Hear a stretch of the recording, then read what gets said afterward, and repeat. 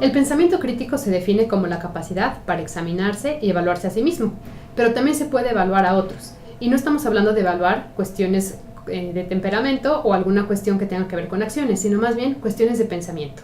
Esto implica una característica muy peculiar denominada metacognición, es decir, una capacidad introspectiva en la que somos capaces de medir cuáles son nuestras metas, nuestros objetivos, si hemos alcanzado o incluso debemos mover en algún momento alguno de esos parámetros para poder corregir aquello que no hemos realizado bien. ¿Desde dónde podemos realizar este tipo de análisis? El pensamiento crítico, en una de sus vertientes, propone 5 dimensiones, las cuales vamos a enunciar y brevemente daremos una explicación al respecto. La dimensión que tiene que ver con la parte lógica, es decir, que aquella construcción que nosotros tenemos del pensamiento tenga una secuencia, conozcamos incluso cuál es su estructura y por lo tanto, como espectador, puedo comprender ese mensaje. En cuanto a la parte sustantiva se refiere, estamos haciendo una revisión precisamente de los conceptos muy peculiares de la disciplina en la que nosotros estemos evaluando.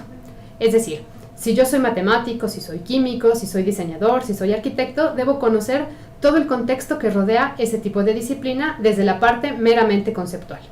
Pero además está una dimensión muy interesante que es la dialógica, y es la capacidad que yo tengo de pensador para poder conversar con otras personas o bien con otros autores.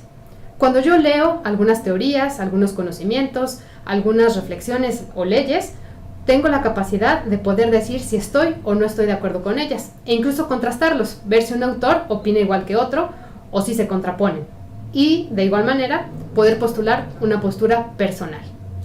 Para ello es importante no prescindir de la dimensión contextual, y a esto se refiere a que debo de tomar en cuenta cuál es el momento histórico y cultural en el que se desarrolla un tipo de pensamiento. Tengo que tener una mirada global para considerar todo ese tipo de cuestiones, porque eso me determinará en qué momento me encuentro para detectar algún tipo de problema o incluso plantear algún tipo de solución al respecto. Y por último, y no menos importante, es la dimensión pragmática, aquella que se refiere a qué tan capaz soy de descubrir en qué punto mi propia formación y mi propia ideología me determina para pensar como pienso, y en qué momento puedo ser flexible para cambiar mi punto de vista y hacer unas nuevas postulaciones acerca de lo que pienso, de lo que creo y de lo que actúo.